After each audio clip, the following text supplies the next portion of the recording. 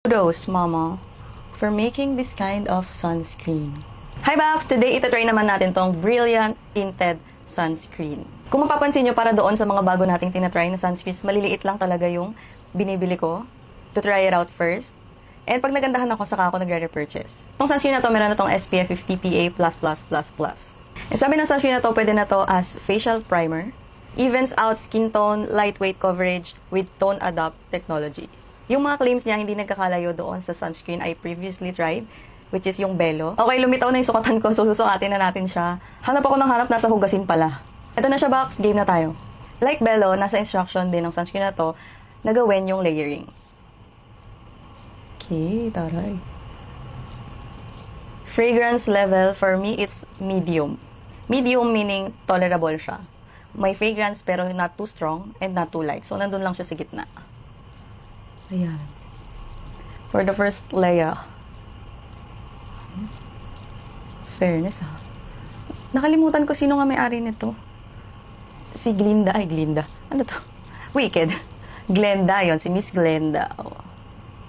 Panis. Ganda. Nice. Okay, pansin ko na agad nag-tone up yung skin tone ko ng very, very, very light. Super light. Hindi pa siya noticeable, pero meron.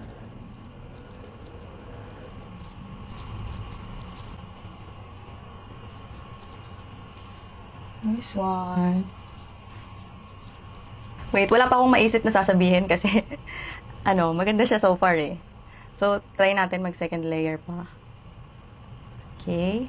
Alam niyo, Box, kapag nagsushoot ako ng sunscreen review, meron akong maliit na salamin sa harap ko. Hindi ko lang sinasama sa video, pero tinitignan ko yan ng malapitan. Yung face ko. Before I say na, uy, ang ganda niya. Kasi sa camera ako nakatingin. Hindi ko makikita yung impurities, if meron. So, ayun. Share lang. Ganda. Maganda naman siya. And pansin ko dito, mas lightweight siya kaysa sa Belo. Fairness. Second layer and it's still good. Kudos, Mama, for making this kind of sunscreen. Ayan. Sobrang affordable din nito. Nakalimutan ko lang kung magkano ko siya nabili. Third layer to, Box, ha?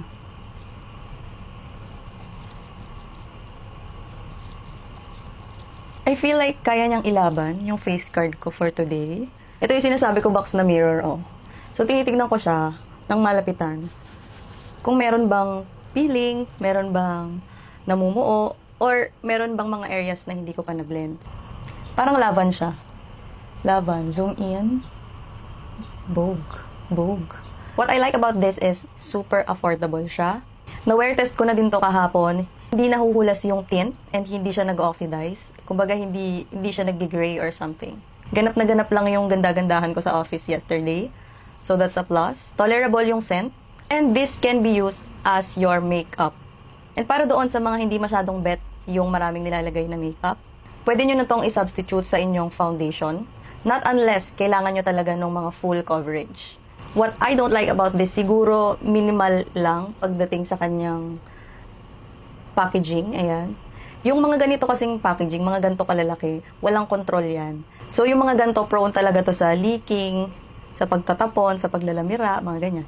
Minimal din naman yan and that can be improved. Pero sa formula itself, bet. So, yun lang muna, Box. If you're a user ng Brilliant Sunscreen, comment it down kung ano yung mga naging effects sa'yo ng sunscreen na to. That's it for today and this is your Clear Skin Dust.